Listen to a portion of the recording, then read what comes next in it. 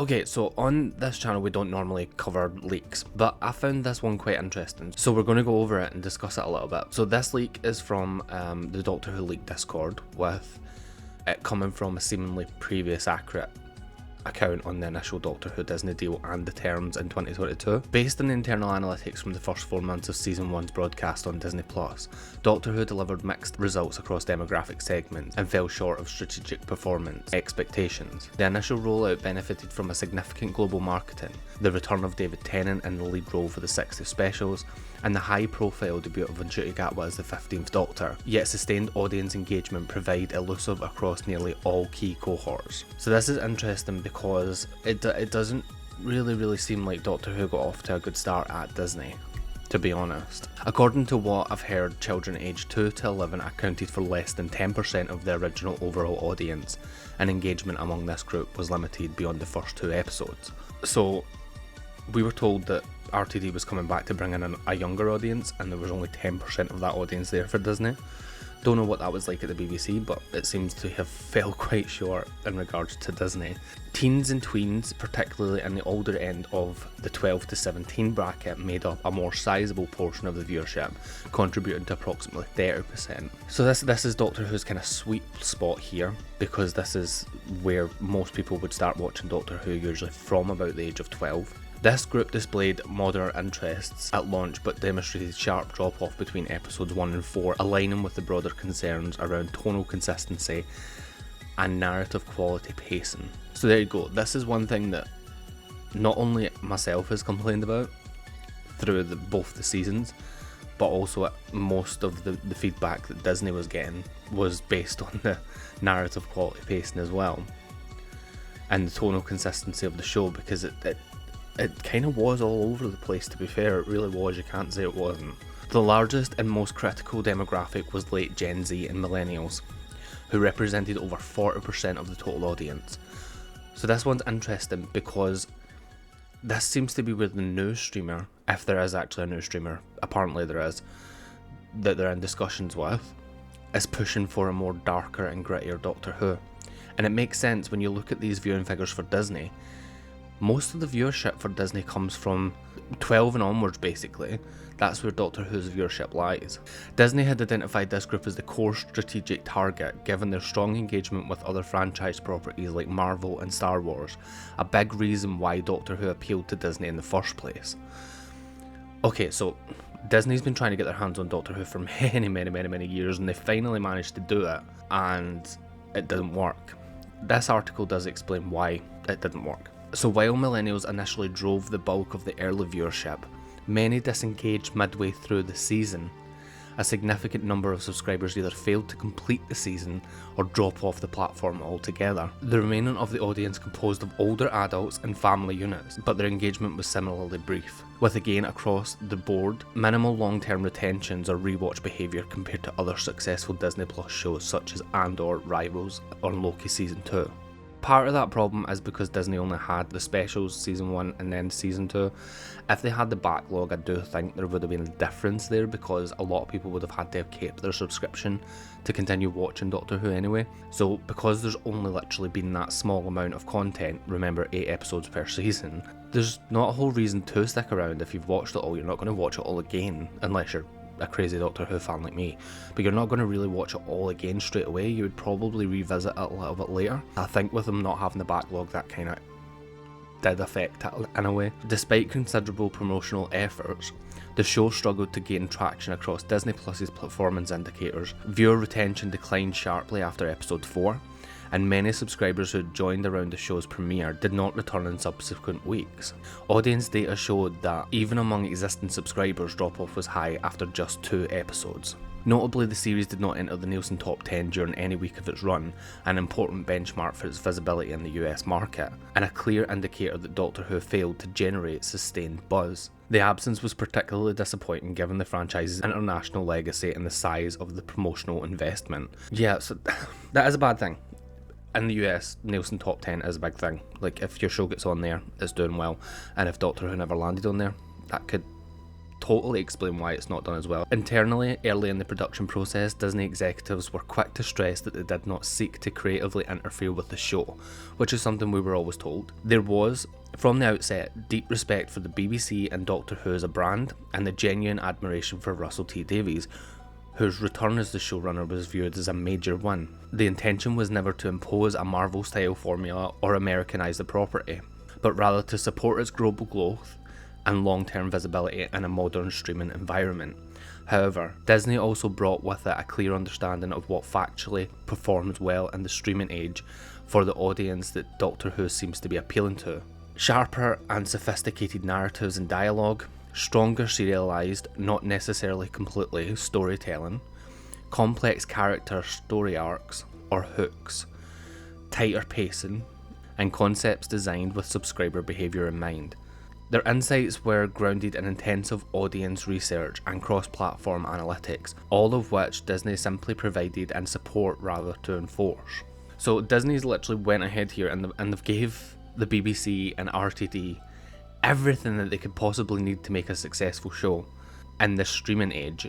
And I mean, they've got everything they need for Doctor Who. It's not like they're creating a full brand new show, so they've got everything they need for Doctor Who. All they needed to do was implement this information. Now, this information is stuff that I would have rather RTD took and implemented into the show, because it's not creative control, it's literally factual performance data. It's like, this is what works and this is how the show will work, and if you do this, it should kind of take off, and it clearly wasn't done. This is where tensions began to emerge while Disney Plus teams regularly shared data-backed feedback included from test screenings and actionable insights into contemporary audience preferences. RTD reportedly remained confident in his creative instincts. Bearing in mind that RTD is not really one that's known for writing for the streaming age, he has always written for broadcast television, so that's a little bit concerning when you're more focused on your own creative decision rather than taking advice from a multi-billion-dollar company that knows what they're doing. But anyway, favouring a traditional strong episodic structure that prioritised a fun tone with thematic continuity over edgier, more sophisticated storytelling with a more serialised cliffhanger or bingeable arcs.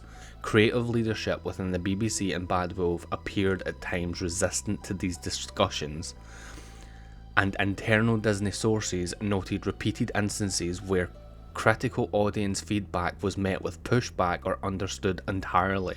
During test screenings, the show's tone, while in keeping with Doctor Who's family-friendly legacy, was described internally as isolating to viewers in the late teens to millennials age group, feeling that the show was meant for a much younger audience than they originally believed. So that means that Disney expected the show to be for an older audience, which would make sense coming off the back of Steven Moffat and Chris Chibnall. The show really did get a lot more childish. It's so obvious, but I don't think that's what Disney had originally signed up for. I think they had signed up for something that was along the lines of Steven Moffat and Chris Chibnall. Something which wasn't just picked up in the more light-hearted episodes, but also in the somewhat darker episodes such as Boom and Dot and Bubble, due to quality concerns, particularly in regards to the dialogue, characterisation and forced emotional beats, making Disney aware early on that this show was not going to be a show that aligned with the modern global audiences or Disney Plus expect from premium streaming content, and instead a more niche show that appeals to Doctor Who fans who will already be used to the show's unique tone. This made the series increasingly difficult to market, particularly in territories less familiar with the show's history. Totally agree with that. I do totally agree with that, because a lot of Season 1 and Season 2 leaned on the past of Doctor Who, and we kept saying as fans on channels that talk about Doctor Who, how are people that's never seen Doctor Who supposed to understand this? Because it's been written in a way that you need to understand the previous history so that you get the show, and it was a big problem. To elaborate, there was clear appreciation within Disney Plus for the BBC's commitment to keeping Doctor Who fun, accessible and rooted in its own traditions. The creative integrity of the series was never in question, but as the season progressed and performance data continued to lag, the prevailing sentiment inside Disney Plus was that the show had become a hard sell and was more niche than they expected.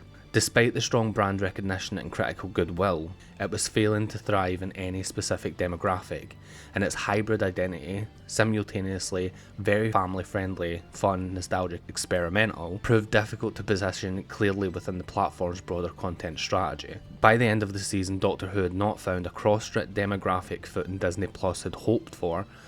It was not that the audiences disliked the show, rather it failed to capture and hold the attention of any particular group, despite very early promise.